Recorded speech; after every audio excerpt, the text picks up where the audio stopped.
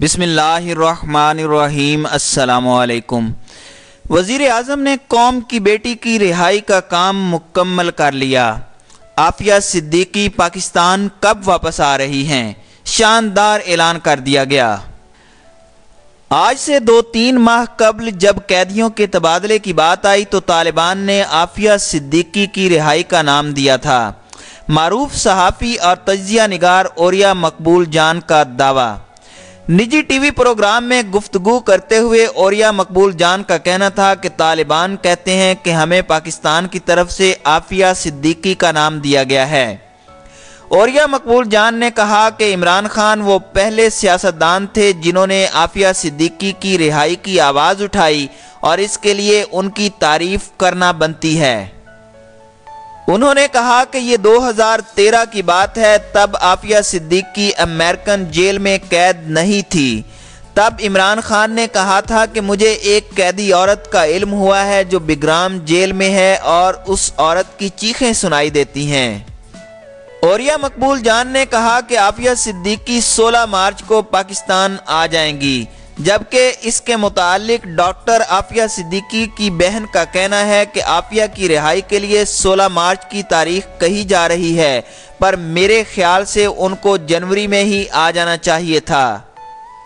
انہوں نے مزید کہا کہ وزیر اعظم عمران خان اس کام میں مخلص ہیں، تاہم وہ جذبات سے کوئی کام نہیں لینا چاہتے۔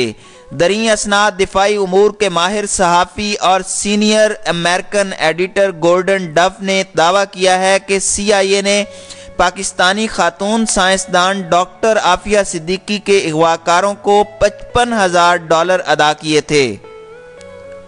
معروف امریکی دفاعی میگزین ویٹرنر ٹوڈے میں شائع ہونے والے ایک آرٹیکل عمران خان اور عافیہ صدیقی اور امریکہ کی خوفناک غلطی میں تبصرہ کرتے ہوئے چیف ایڈیٹر گورڈن ڈف نے بتایا ہے کہ انہوں نے ایڈمرل سروہی کے ساتھ کیسے کام کیا تھا۔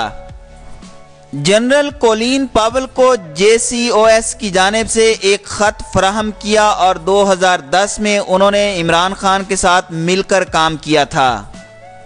وہ اپنے آرٹیکل میں لکھتے ہیں، ایک موقع پر خان نے صدیقی کے والدین کے گھر سے مجھے فون کیا۔ اس گفتگو کے کچھ حصے کو میں نے ریکارڈ کر کے YouTube پر ڈال دیا، جسے بعد ازاں ہٹا دیا گیا تھا۔ انہوں نے مزید حوالہ دیتے ہوئے کہا کہ امریکی حکومت نے جنگ کے لیے جواز فیبریکیٹڈ کیے اور 2 ملین افراد کو قتل کیا۔ حقیقت کبھی نہیں بتائی جاتی۔ انہوں نے مزید بتایا کہ بش انتظامیہ اور اس کے اسرائیلی آقا نے عراق پر حملے کے لیے ثبوت تیار کرنے کی کوشش کی، جو کہ 2 دہائی کے بعد بھی انہیں نہیں مل سکے۔ ایسا کرنے کے لیے انہوں نے MIT سے PhD کرنے والی ایک نوجوان خاتون پر الزام عائد کر کے، جس کا نام ڈاکٹر عافیہ صدیقی تھا، اس کو ایک سڑک سے اس کے 3 بچوں سمیت CIA کی درخواست پر اغوا کیا گیا۔ اغوا کاروں کو $55,000 ادا کیے گئے تھے۔ انہیں بتایا گیا تھا کہ جس کو میں ثابت کر سکتا ہوں، اگر وہ اسے تلاش نہیں کریں گے تو کوئی اور یہ کام کر لے گا۔ انہیں ایک مہرے کی ضرورت تھی۔ عافیہ موومنٹ سیکریٹریٹ سے ایک بیان میں کہا گیا ہے کہ گورڈن ڈف کے دعوے سے لوگوں میں تشویش اور غصہ پایا جاتا ہے۔ کیا یہ ایک پاکستانی شہری کی قیمت ہے؟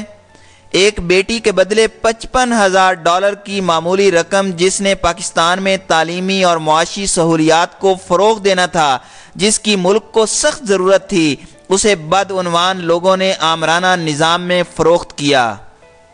عافیہ موومنٹ کے ترجمان نے کہا کہ ہم اپنے وزیر اعظم عمران خان سے اپیل کرتے ہیں کہ وہ اپنے دعویٰ کو دنیا پر ظاہر کریں کہ قومی وقار برائے فروخت نہیں ہے، اپنے ان الفاظ کو سچا ثابت کریں۔ ہم امید کرتے ہیں کہ وزیر اعظم امریکی مطالبات کے موقع پر عافیہ سے متعلق وعدوں کو فراموش نہیں کریں گے، جس کا انہوں نے پوری قوم سے وعدہ کیا ہوا ہے۔